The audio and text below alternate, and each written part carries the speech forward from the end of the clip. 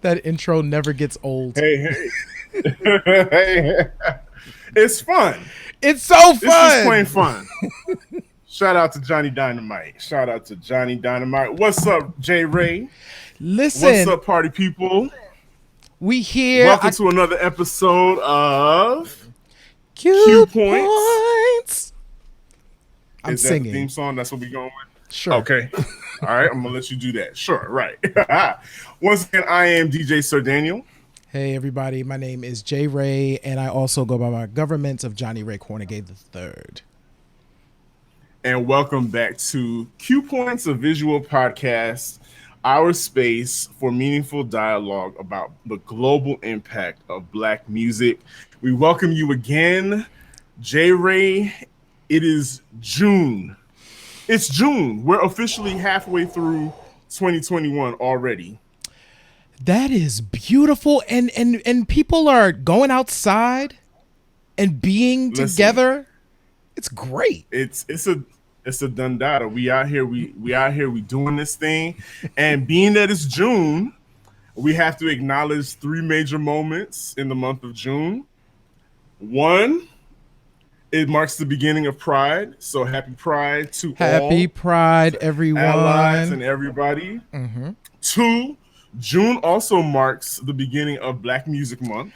It very much is Black Music Month. Yes. And you probably didn't know this, but June is also Bonnet Awareness Month. Listen, sweet So, babies.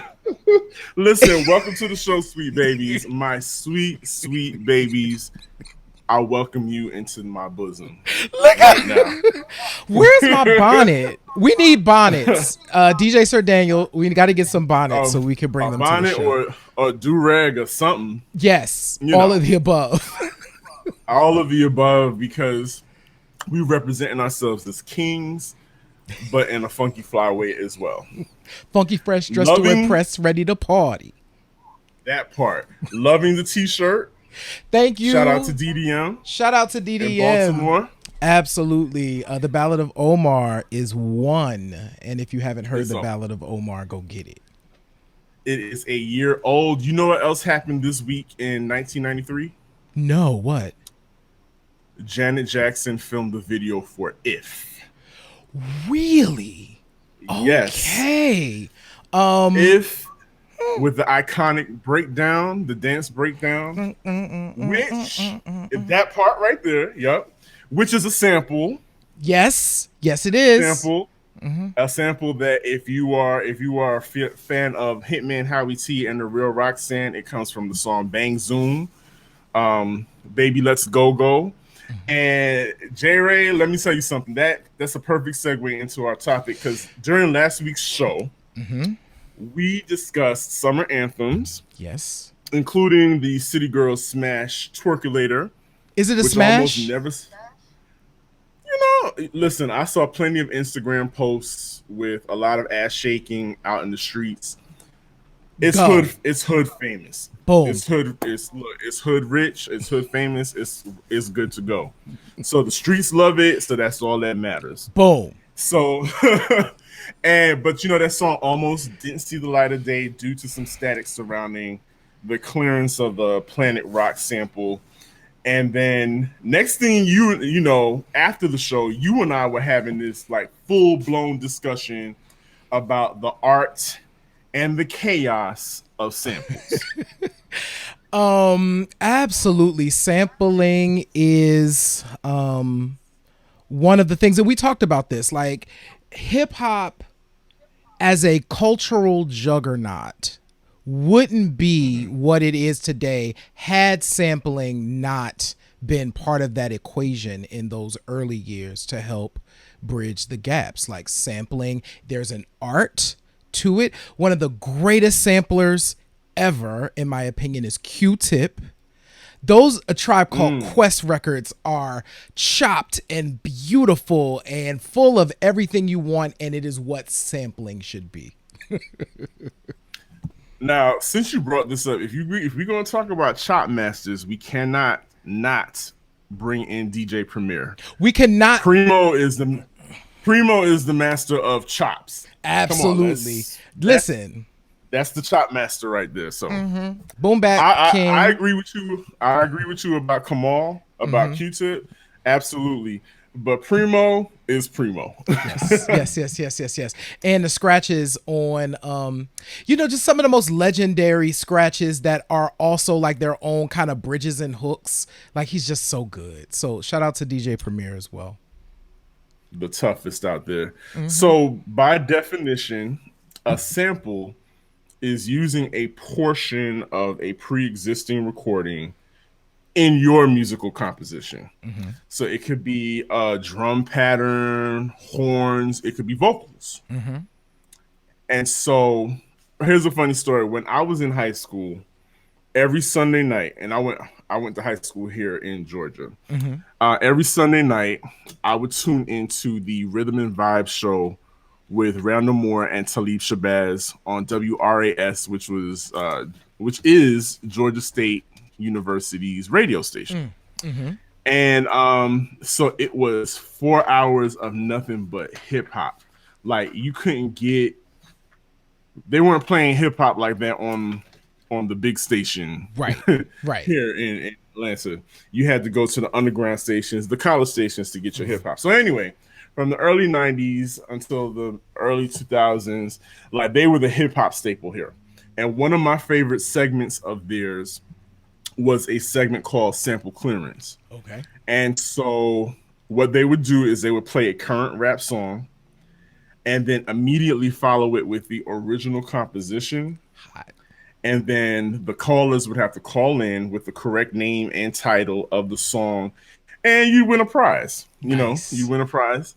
And I thought that was a dope, segment. It, it really sharpened your ears as a hip hop head. If you fancied yourself like a producer in the making, it was a great way of sharpening your tools as a producer, as a crate digger, whatever you want to call yourself. Yep. So, but today there is a rapper / producer by the name of Rock Marciano, and full disclosure, I'm not really familiar with my guy here, but Rock Marciano is not a fan, would not have been a fan of Sample Clearance today, because Rock Marciano calls that sample snitching.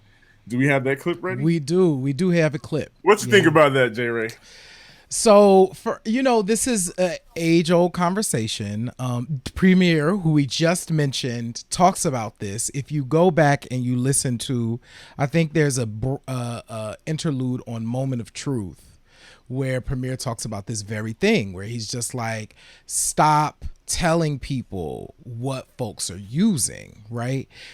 Because there is an art to sampling, and sometimes you just don't know, right? Sometimes, to your point, like Sir Daniel, it might be like a drum break or a loop or something like really small that you just don't know what it is. Okay, but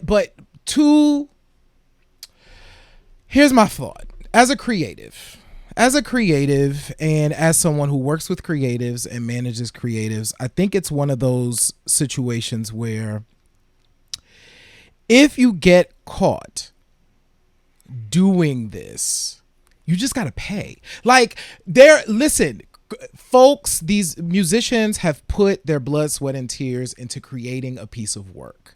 So if you are inspired by said piece of work to create your own piece of work, which is valid and amazing, it's done across artistic mediums, you should do that.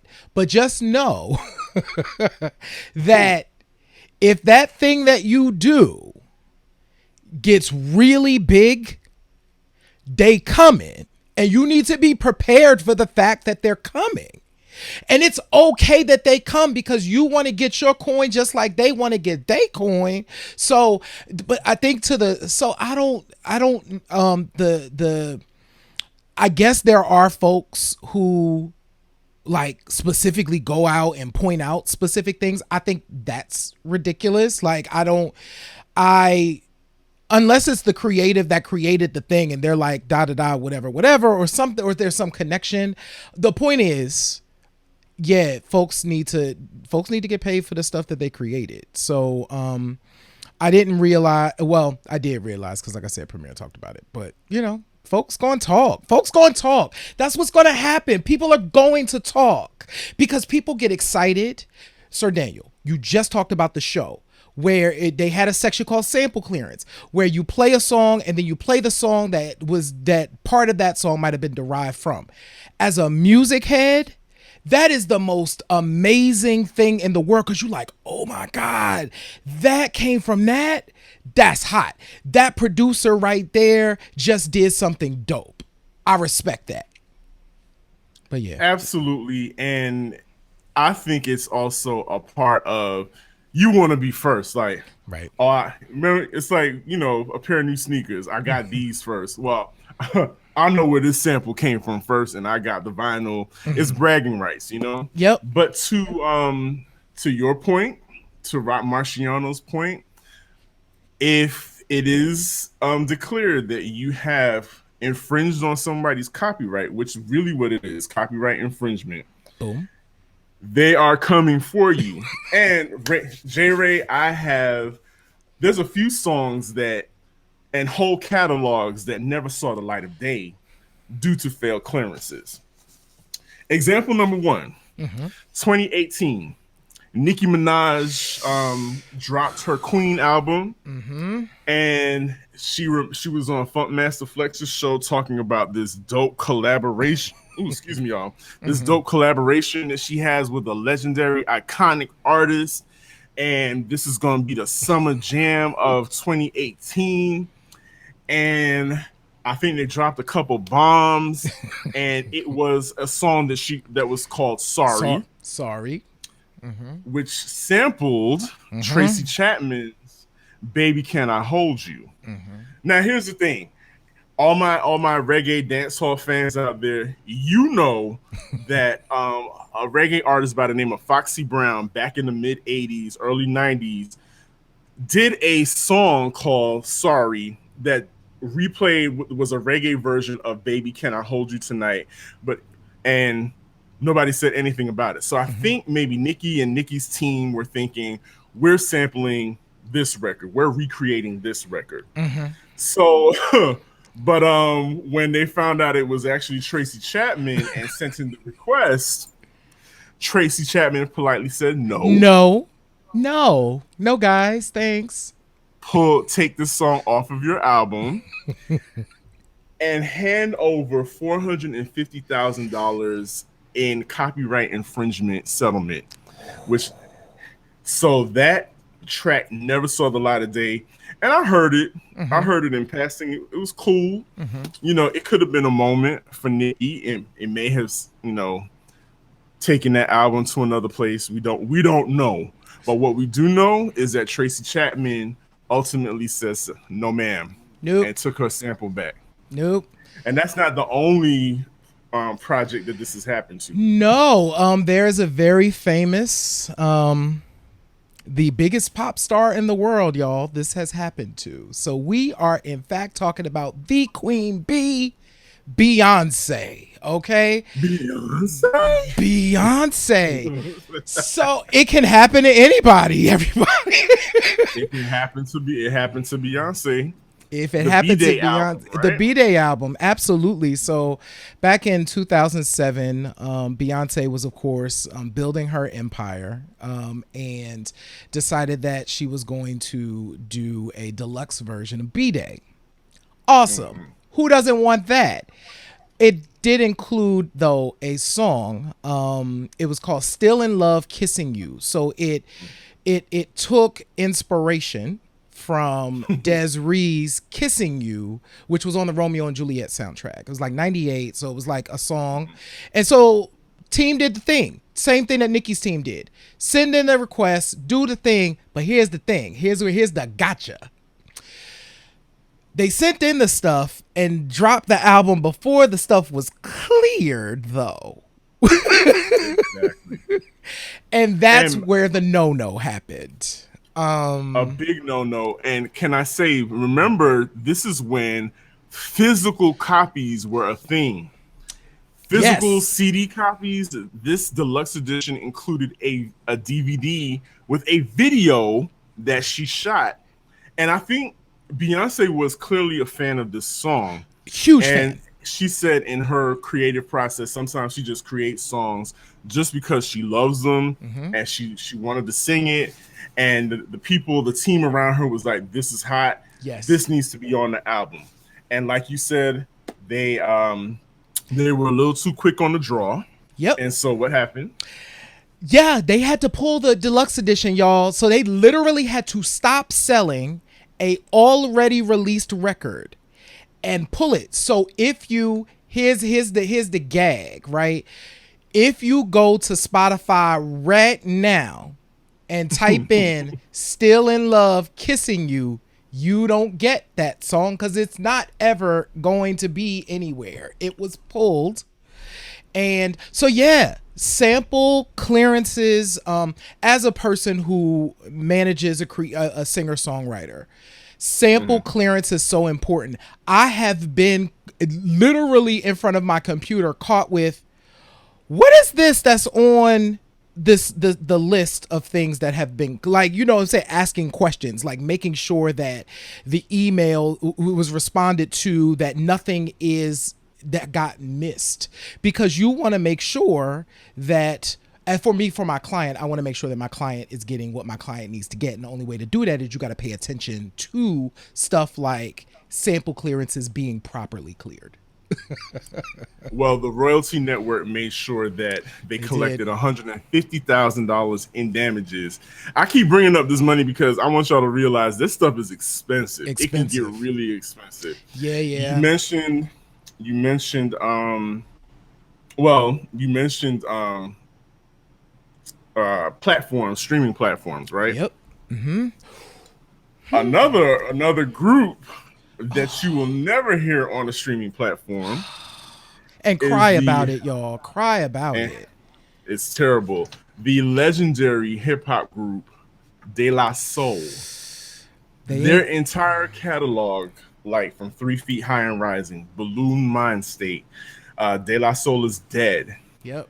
You ain't finna get that on a None streaming of it. service. Nope. The artificial intelligence stuff, the bionics and all of that, the mosaic thump, all of this stuff, like truly groundbreaking, like a series of groundbreaking work, literally some of the most highly regarded hip hop from the golden era, but even outside of it, right? You get the stuff that they released independently. So the stuff from like 2004 on, but they've been releasing records since 1989. So everything prior to the grind date is not available on. You can't stream it. You can't buy it anywhere. Here's the unless yes, you run into a copy at a vinyl seller. Like this coming weekend, I'm heading to the Atlanta Record Show, and I guarantee you, if anybody has a copy of, say, 3 Feet High and Rising, oh, you're gonna get taxed for that copy of that record. Ooh, that thing is not gonna be cheap at all. It's probably gonna be the upwards of $50. Oh, more than that. More. Yeah, that's the cheap side, right? That's the cheap side. So that got scratches. Exactly. And speaking of 3 Feet High and Rising, did you know that album itself contains 60 samples alone? Right. So that's 60 clearances that weren't taken care of properly, and that's why you can't stream it anywhere. So let's put this in perspective, right? So let's put this in perspective, y'all, and this is really, really important. Because Sir Daniel talked about this at the very top.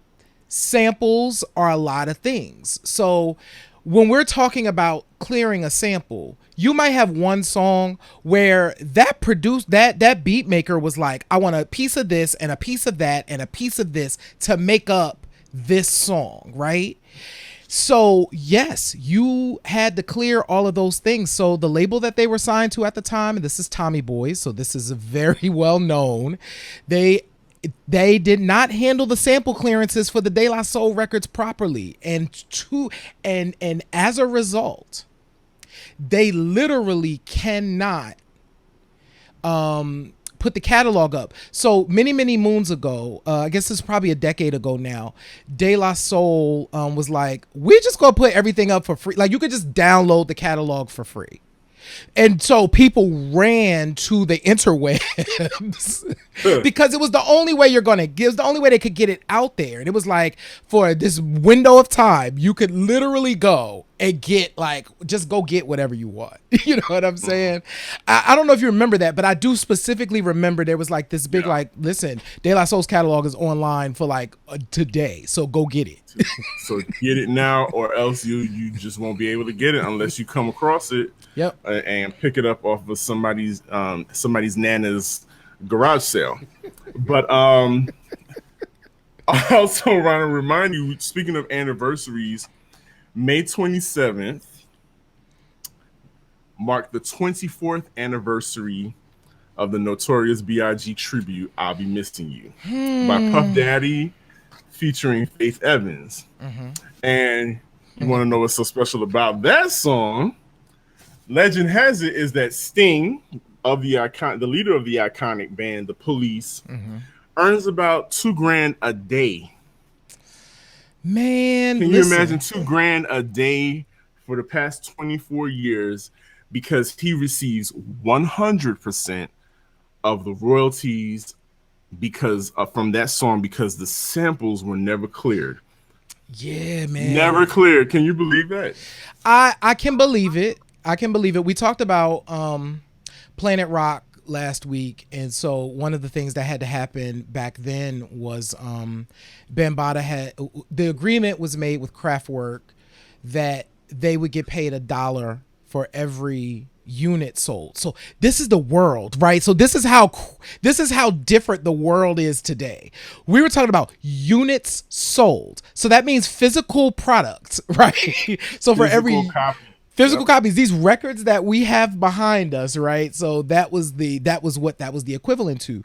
So when we think about, so I'm not surprised about Sting and for a period of time, and we talked about this, where Sting would go on stage with like with Puff, and with he was Puff then Daddy. Puff, yeah, and then he was Puff, and then he was Diddy. it was a lot of things. So with Diddy and Faith and do the song, right? So man, getting sample clearances right is really important, because what Sting didn't do, and this is a business decision, kids. Here we go, kids. This is a business decision. Sting didn't say pull the song. Sting didn't say that. Run me my money. Run me my money is what let Sting it play. You want me to show up to the MTV Music Awards? Sure, I'll be there. I'm getting paid for it. Absolutely. And a little piece of history here, so a little nugget here. I'll Be Missing You, which is a song that samples Every Breath You Take by The Police, was released in 1983. And guess what day? What day? May 20th. Get out on my birthday, on my 6th birthday, y'all. That's a little nugget for you, J. Ray. I didn't know that. On my 6th birthday, The Police dropped that beautiful song from what I think ended up being their final album, their final official record. Like as a group, yeah. And then Sting went on to have a solo career after that. But that catalog you just can't front on, because Roxanne is another one that's been sampled a lot. But big time. $2,000 a day. Wow. $2,000 a day. And I know it sounds ridiculous to some of the viewers and listeners.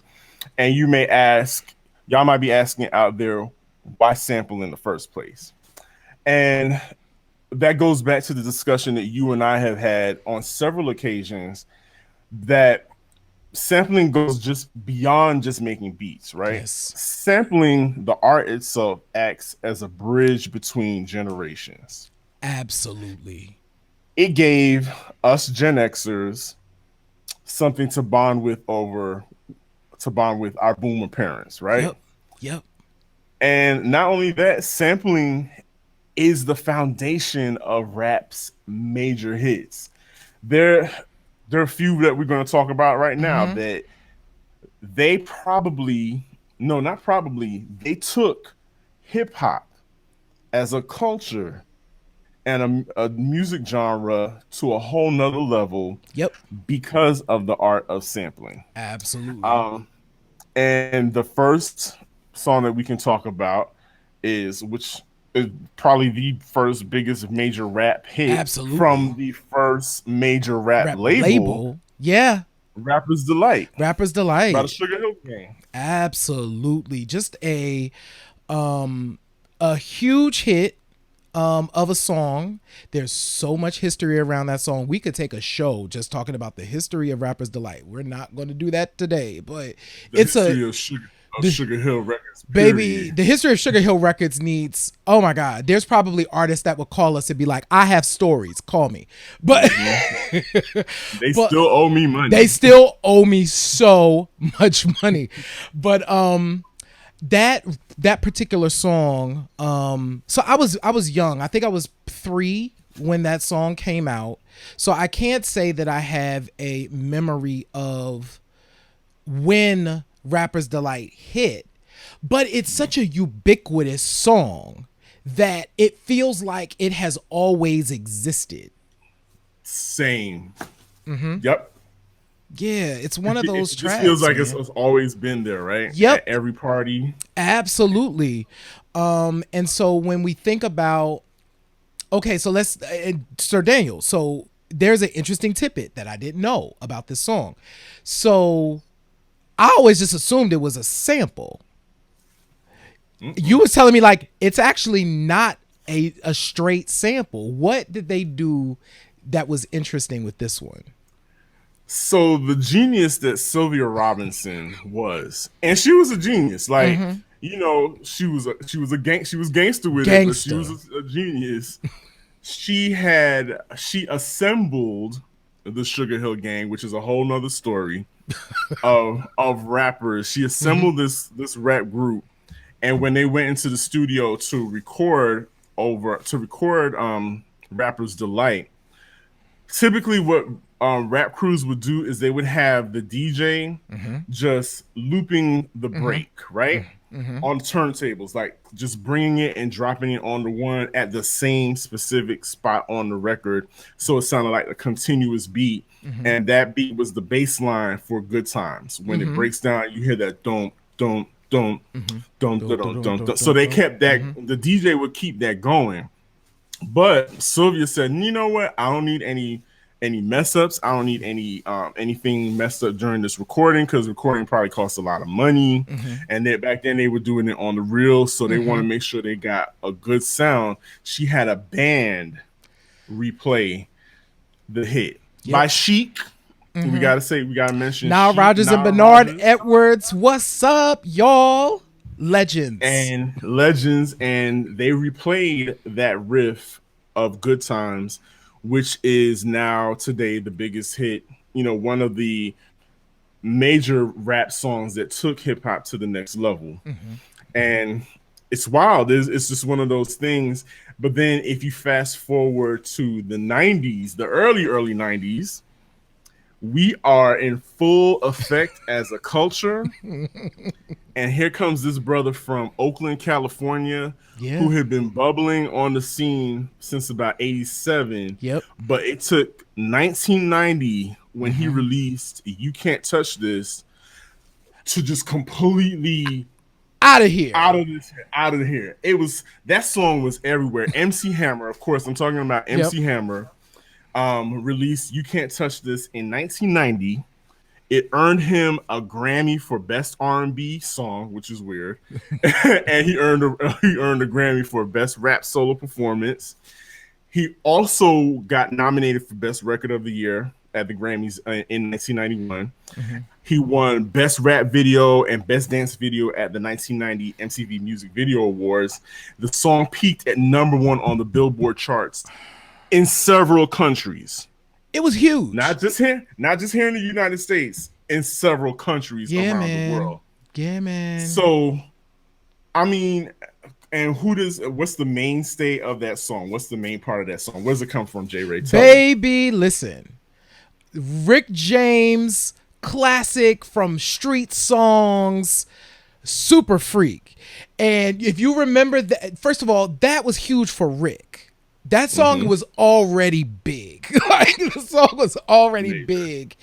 And so by the time, so let's put this in perspective for Rick James and why this was really important. By 1990, Rick James was not the Rick James in 1981 that did street songs. There was a whole lot of stuff that took place. We could do a whole show on that. There's a whole lot of stuff that took place in that. A whole lot of this going on. A whole lot, baby. And so that song made a lot of money for Rick. You know what I'm saying? Having a lot of money for Rick James. And he talked about, like, listen, no, them checks was exactly what they needed. But listen, he had to sue. He had to sue to get. Did he have to sue to get it? He had to sue to get a writer's credit, which then made him culpable to get those fees, to get that money, to get all those royalties, which, you know, at that time he needed.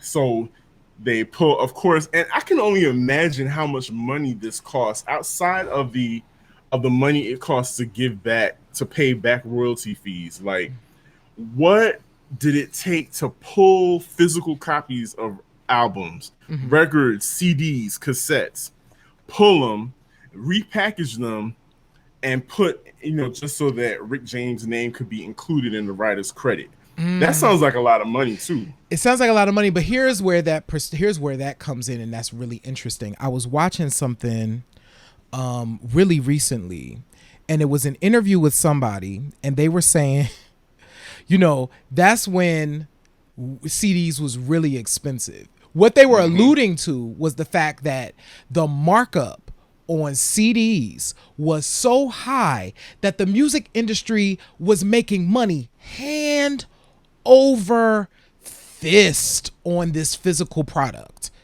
that we were going out to buy. And this is when they were still doing long boxes. I don't even know if y'all remember. They would have had a long box in that cardboard packaging, which I don't even know why they did that. I have no idea. Just terrible for the environment. Awful, awful, awful. Because you threw that away and you were still left with the jewel case, right? That still had the insert and all of that stuff in there. So, you know, a different point in time, and so that actually brings us to our kind of modern example, a modern hit.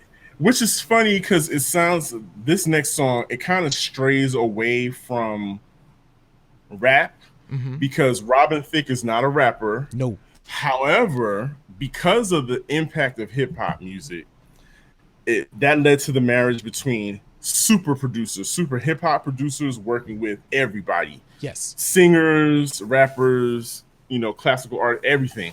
And so that's why you had an artist, a producer like Pharrell Williams working with a Robin Thicke back in 2013 when another monster called Blurred Lines, it was everywhere. I mean, you could not turn on a TV commercial, you couldn't turn on the radio and not hear the song. It spent 12 weeks on the US Billboard Hot 100 charts. Wow. It was a big song. It's huge. The song went diamond in 2018. Wow. 2018, that's 5 years later from its release. The song earned upwards of 14.8 million, sold 14.8 million copies, streams, whatever at that time, so which gave it a diamond certification. So that means lots of money, right? Lots of money. And you know, the first time I heard, I know you heard it too. The first time you heard Blurred Lines, we all were like, "Oh, dun dun dun." Yeah. Wait, this is definitely Got to Give It Up by Marvin Gaye, right? The song that played at every party that my parents had when I was a kid. This is that, right? This is that song. This right? like this is like a sample or whatever, and then it was like, oh, it's not. No, they went everywhere and said this is not. No, it's not a sample. It is creatively inspired, or it was a vibe like the song, like Got to Give It Up, which came out in 1977. But a judge finally said, no. You owe the Marvin Gaye estate 50% of royalties and a nearly $5 million copyright infringement lawsuit. Listen.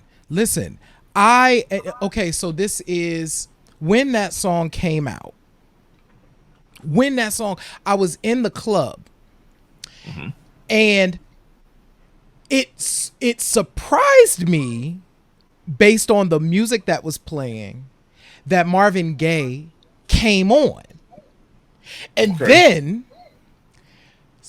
somebody else was singing. And I said to my friend, like, oh, what is this? Like, I don't know what this is. And they was like, oh, I think this is the new Robin Thicke song. And I was like, oh, that's interesting. That, Yeah. okay, that's interesting. And then when we started to learn that, oh, no, it wasn't a sample. It's like inspired by, I was like, baby, this is this is close. So you know what this, so if you go back and you watch the last show, y'all, if it's still up, hopefully it'll still be up. So if you go back and you watch the last show, we talked about this very thing where it's just like Bill Conti and the Kool and the Gang, how there was that song and it was very similar. It's so similar that people were like, so Bill Conti just ripped like Kool and the Gang, right, for the Rocky soundtrack. But according to the liner notes, that wasn't it. Bill Conti is listed as the composer. It was a different time. That was the early 1970s. By 2015, when this case, I think the case was actually was brought in like 2014, but I know that I wrote about it in 2015, and I'll make sure I drop that link. This was already something that was like, I don't know, y'all. I don't know. This feels really similar. And you should probably have Marvin Gaye in the liner notes somewhere. Absolutely. I think it because what they it's logistically is different. We're talking about semantics here. They call it interpolation, right? Yep. Where say Pharrell and Chad and all of them, they're musicians. They can play instruments. So if a sample, an original composition is replayed, but you might speed it up or you might double up on a beat or whatever, they call that an interpolation.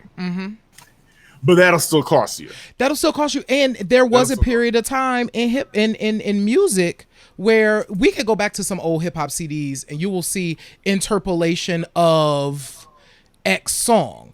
Like it was still noted in the liner notes that this was derived from this melody, interpolation of whatever melody it was derived from, so that you knew, so it was really clear. So yeah, Blurred Lines is a really interesting case study, especially in modern music. I also think it was something that ended up scaring kind of this new music model, because here's the difference between 2013 or even let's just go to 2021. Here's the difference in 2021 than in 1990. They not making the same money. Like they not making the same money on, because you don't have physical product and you're not making that crazy markup no more. So the money that was flowing, that was able to kind of fund all of these things, is just different now. So I'm sure that there are producers today that are afraid to sample because they're like, oh my God, that is really going to cut into my margin in a way that I'm really uncomfortable with.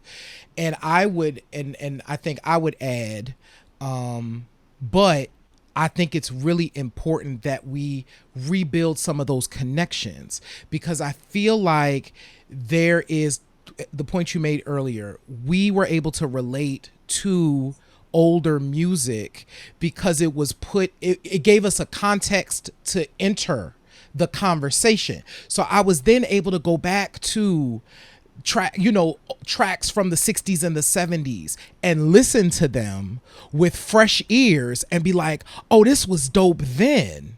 So I love what this producer did with it. Or I would just prefer to listen to this old version of this. Like, I like the way this is. It gave you a different appreciation for music, in my opinion, as a person coming from the golden era of the hip hop generation.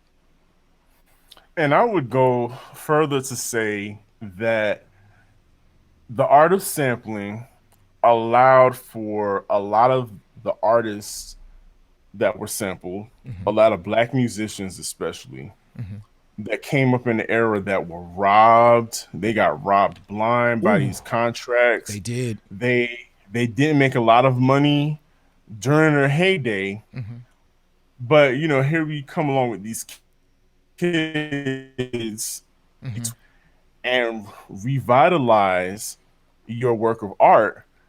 And now these people have earned, can get the money that was due them Yes. that maybe the record label never gave them in the past. It's a way for a lot of classic artists, a lot of our legends to be revered and given a second shot, in Yes. my opinion, No. through the art of sampling and reintroducing it to new generations, because I really feel like black music, this thing we call hip hop, just black music in general, is something so unique to black people that I don't want to see it die. And Right. one of the ways in which we kept it alive was the art of sampling. I But agree.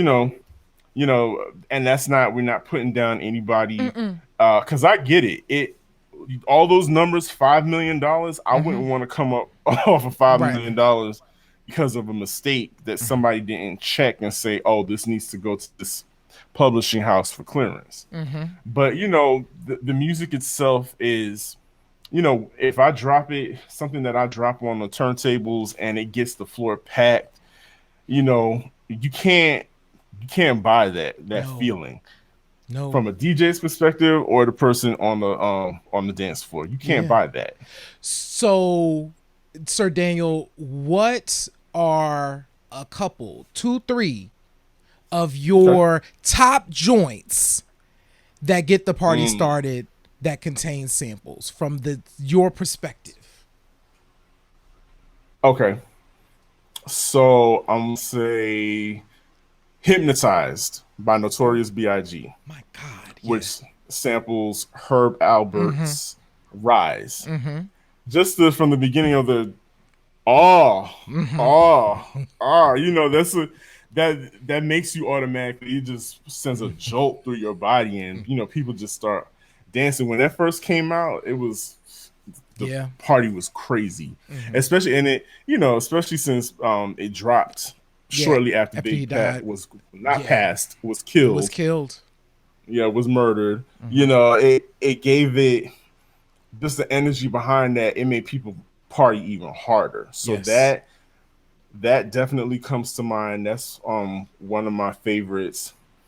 Okay, so if we're gonna keep it in the same vein of Notorious B.I.G., another one for me, Little Kim's Big Mama Thing. Oh, yeah, yeah, yeah, yeah, yeah, yeah, yeah. Good choice. If you like the intro of that song, whoever produced it might have produced Big Mama Thing and Hypnotized, but it had that same one, two, 1, 2, 3, 4, boom, hit. The beat comes in, and that sample Sylvester's "Was It Something That I Said," and so it just, the song is just crazy. It has one of the it has one of the craziest introduction lyrics ever. I don't know if there are kids watching, we may not want to repeat it, Right. but if you're a Kim fan, you know Yeah. exactly how she Somebody in the starts it chat off. right now is probably typing. Listen, yep, go ahead, put it in the chat. We know exactly how she starts it off, and that's one of those rap songs, like I used to men, be. women, everybody say it when she starts rapping. Everybody's just jigging, they Yeah. rapping. I used to be scared. All of that, all of that, and okay, and so my last one, which you're probably gonna be surprised by this, but I love it just because I love the melody of this song. But 3 6 Mafia, "Stay Fly." Ah. I gotta stay fly. But that's not the sample. The sample part is that in my heart. It's "Tell Me Why Has Our Love Turned Cold" by Willie Hutch. Good Willie Hutch, who choice. Willie Hutch, who produced a lot of stuff. I can't even think right now, but yeah, that's where that sample comes from. And so the part where the people are singing, that vocal comes from the Willie Hutch record, "Tell Me Why Has Our Love Turned Cold." Tell me why. Tell me why has our love turned cold? That's it. So go to Spotify and play all three of them joints, straight from DJ Sir Daniel. My picks. My Yes, those is picks. your picks. So real quick. Uh-huh. I mean, So okay, let me guess. This is something that this is a why do you know? This is oh, ladies and gentlemen, what you're about to hear is another J Ray. Why do you know that moment? So just get your notepads out and get ready for these gems he's about to present to you. Please, Mr. J Ray. so folks, we are going to talk about "Walk This Way" by Run Ah. DMC, which there is a before and after this song, which is really Mm. interesting to think about. But it was such a huge monster of a song that neither of the groups who were in it really wanted to do. Rick Rubin, who produced it, is the only one who was interested in this song. And it paid off for both groups. So I'm not going to rehash the history of Walk This Way because you can read that, you can look it up. But here is something interesting. And I put this album cover up very specifically, Sir Daniel. So, Sir Daniel, I don't know what. So everybody who's watching this, I have no idea what Sir Daniel's about to say. So I'm going to ask a question. I'm going to ask you a question real quick, Sir Daniel, and then I'll continue with going through this kind of interesting tidbit. When you look Okay. at this cover that is on the screen, Mm-hmm. what is the first thing that jumps out at you, whatever it is? That is only Run DMC's name on the cover. That is interesting. That is not what I was going for, but we're going to talk about that. That is really Okay. an interesting observation. Because what I want to talk about is this actual photo. So here's the thing. One, we're going to put this in context. Okay. This was the lead single for Run DMC's Raising Hell record. They had already had like Rockbox and they had already had King of Rock. So they were already kind of on. Rick Rubin had them on. Well, Rick Rubin was really into rock. So he did it with LL, he did it with the Beastie Boys, and he was doing it with Run DMC, where it's kind of like this rock Rock rap. undertone. Yeah, it was like a rock Yeah. rap thing. Well, this particular record, the photo is interesting because for the record label, Profile was their record label at that time, Profile Records. This is the first 7-inch that they did a cover for. Before this record, every other album was just a plain, a basic sleeve and the 45. But for this, there was the picture cover, and here's why: because the picture's real dope. So a photographer by the name of Glenn Friedman did the photography for this particular photo. And there's some like really important call outs, right? So one, behind Run DMC, so you got Jam Master Jay, DMC, and Run.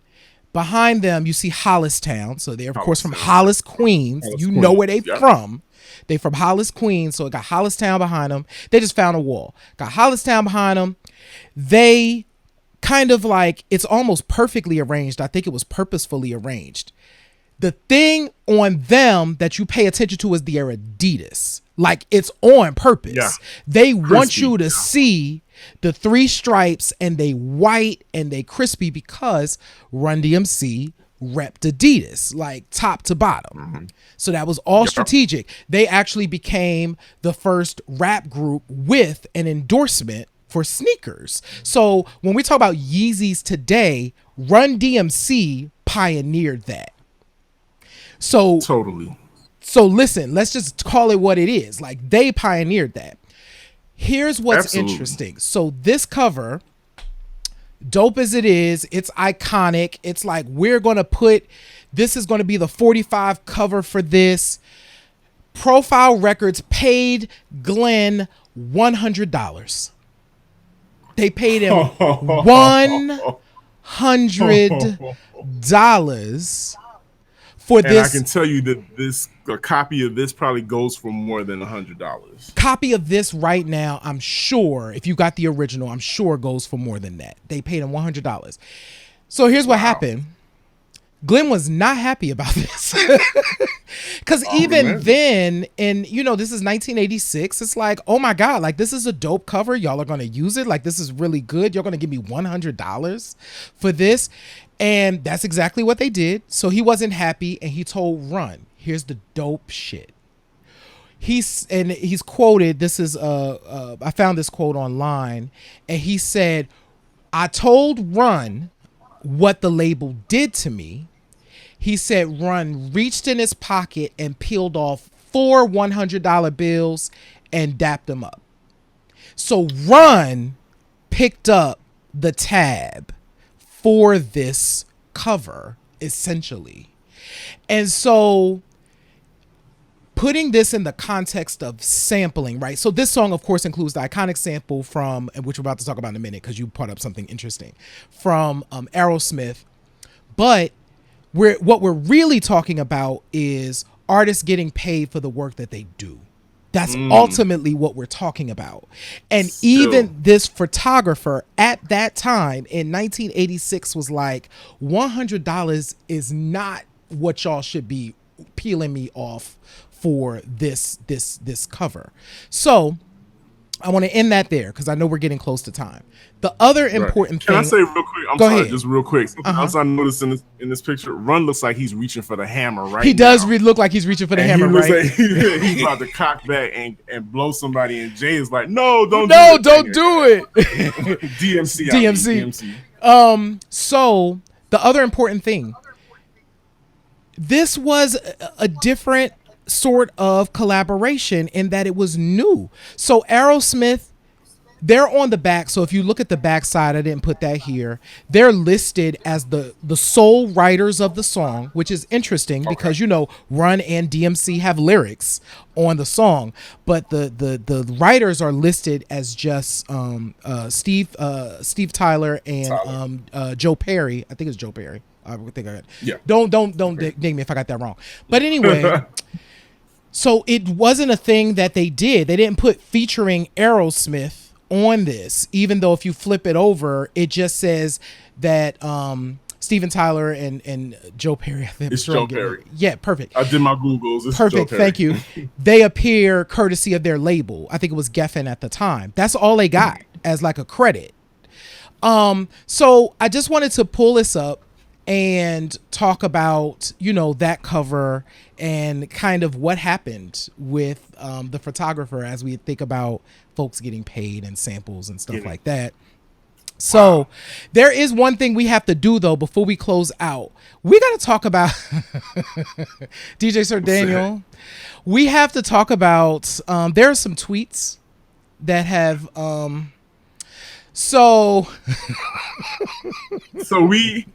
I'm noticing a theme here. Every week, Mariah Carey ends up in our tweets. She's the gift that keeps on giving. Like Mariah Carey is seriously funny. She's hilarious. But there was a rap group that did a song that sampled "Shake It Off," right? I can't even remember the name of the group right now. I think it's called KITG or something like that. And they sampled Mariah Carey's 2000. Is that 2005? No, it might have been 2005, 2006. Yeah. Hit "Shake It Off," right? Mm-hmm. They produced the video for it and everything.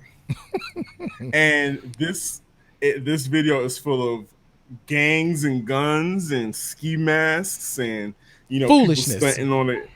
It looks like a TikTok video, right? It does. And so they released it, and of course, because it samples Mariah Carey, which is she's the pop R&B princess, queen, and then you have this hardcore group sampling her with this hardcore imagery. So somebody decided they thought it'd be funny. Oh, let's post the video, and let's put it up on Twitter. And somebody reposted the video on Twitter and said Mariah Carey has 24 hours to respond.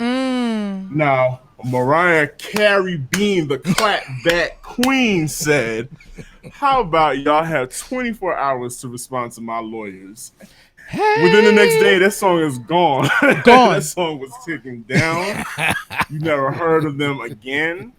And it, sampling is still a thing. You have to clear it, kids. You got to clear these samples. You gotta You gotta clear clear them. these samples. So, listen, what are Do some your due of your. diligence. Yes, absolutely. So, please email us. Well, okay, so several things. Email us and let us know what are some of your favorite tracks that contain samples. We want to know what are some of your joints that you rock to. And also, please follow us. So, on Instagram, it's all down there at the bottom. Instagram, we're at Q Points. Twitter, we're at Q Show. And on Facebook, we're at Q Show.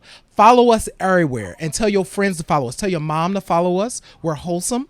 As you can see, we didn't cuss. We could have cussed. We didn't cuss. So. Well, I did curse last week, but Oh, sorry. well. It's all right. It's not that bad. And before we go, yes, I want to thank everybody who has followed us already. Like, the numbers, I'm just like, whoa, okay, y'all are really out there supporting us. So thank you so much for that. And speaking of photography, J. Ray, I can't say much, but all I'm gonna say is big up to Atlanta's own Phyllis Iller, aka Melissa Alexander. She's so dope. She put your boy on for a project. I can't say anything about it. I can't wait to see it. I signed the paperwork and everything. But when I tell you, oh boy, this is iconic. This is iconic. So shout out to Phyllis Iller out there. Keep your eyes open. This is really coming. Please continue to support the show Q Points. We do this because we truly, at the bottom of everything, at the root of it all, we truly care about Black creatives and Black artistry, Black music, photography, all of that. We truly care about it, and we love sharing this with you and talking about the culture. So please come back next week, where I'm certain we are going to come up with another amazing show. I have no clue what it's going to be about yet, but maybe you guys will send us a great topic. You see the email address down there. And in closing, J. Ray, What you got? remember, kids, in life, you can always pick up the needle and let the music play, or you could turn the music off. The choice is yours. Yes. Peace, everybody.